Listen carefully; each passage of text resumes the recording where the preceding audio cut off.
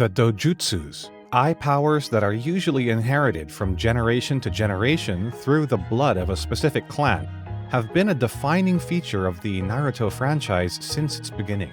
I believe one of the most interesting powers was the power of Sharingan, which made Naruto more popular. In this video, we will talk about all the Dojutsus that exist both in Naruto and Boruto, the ones that are canon from manga and also ones that we haven't seen in manga that appeared in the fillers. But before I get into it, I want to ask all of you to like the video and subscribe for more upcoming videos. It sure helps the channel a lot to grow. First, we're going to talk about the new eye, which appeared in Boruto's latest chapter. It's not so new, and we don't know its full potential yet, but since it's not in the anime, you should skip this part if you don't want to be spoiled. So let's talk about Senrigan. Senrigan is translated as clairvoyance. The kanji individually means thousand-ri eye. 1,000 ri is roughly 1,000 miles, and idiomatically refers to any vast distance. As such, it could also be taken to mean far-seeing eye. Eida is the only character who has this eye.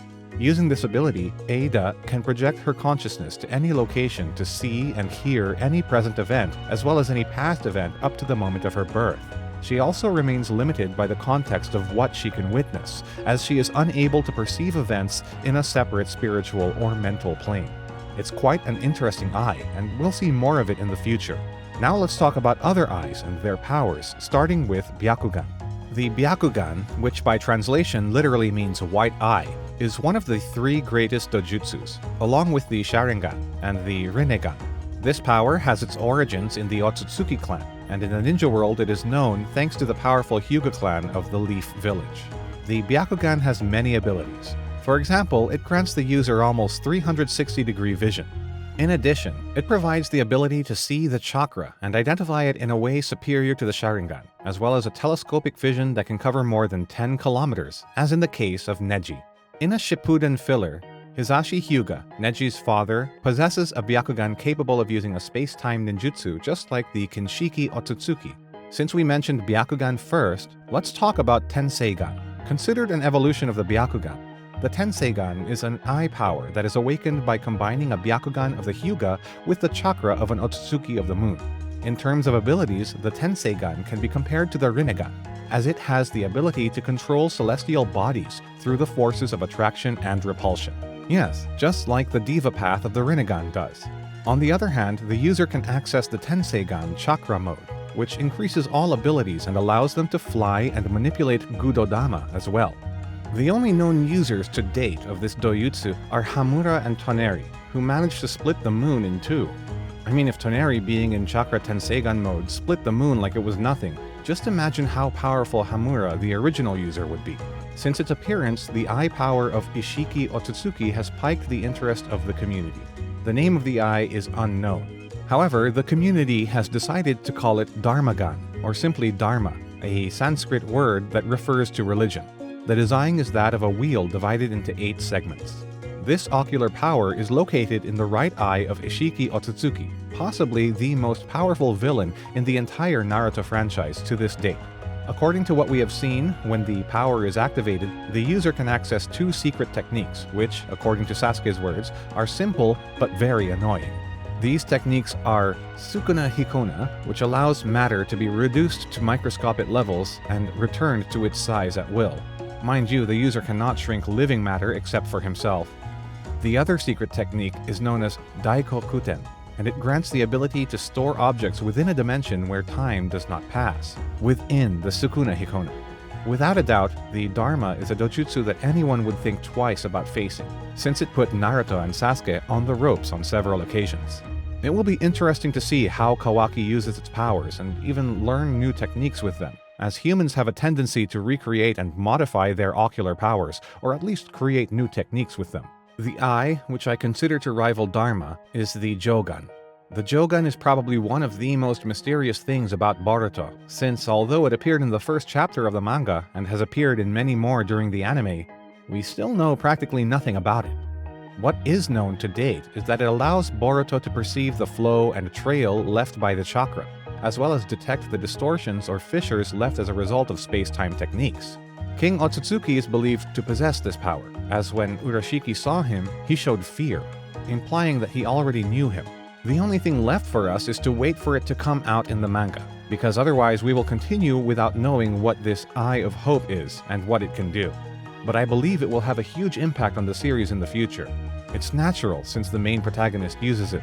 Now let's talk about Ketsuryugan. This Dojutsu is manifested by the members of the Chinoike clan, a clan that was brought to the brink of extinction by the Uchiha clan, being exiled to live in Hell Valley. Within its abilities, it grants its user the ability to control the iron in the blood and execute the blood flow explosion technique, which consists of infusing chakra into the target to transform them into explosive humans that, upon receiving a wound, explode. This technique is very annoying and caused problems for Konoha.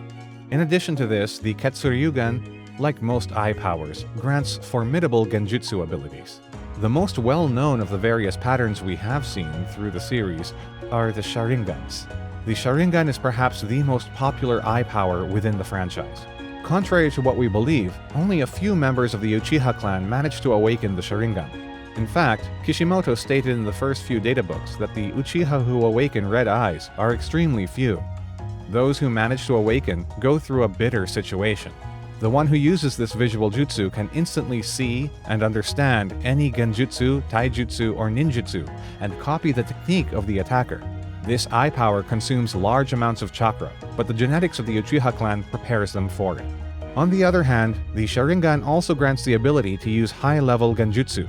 If the Uchiha possesses the required knowledge and talent, they can already perform the Izanagi, a technique that allows them to perform genjutsu on reality itself and rewrite history. For example, Madara used it to revive himself after losing to Hashirama. Beyond the Sharingan, there is the Mangekyo Sharingan. This power is awakened when experiencing the loss of a family member or close friend, and the design is not general like that of the Sharingan as it varies from user to user.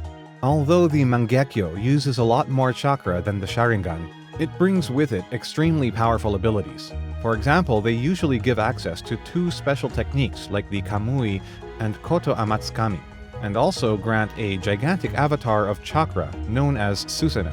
This avatar serves both to defend and to attack. The bad thing is that those who abuse these eyes are destined to become blind.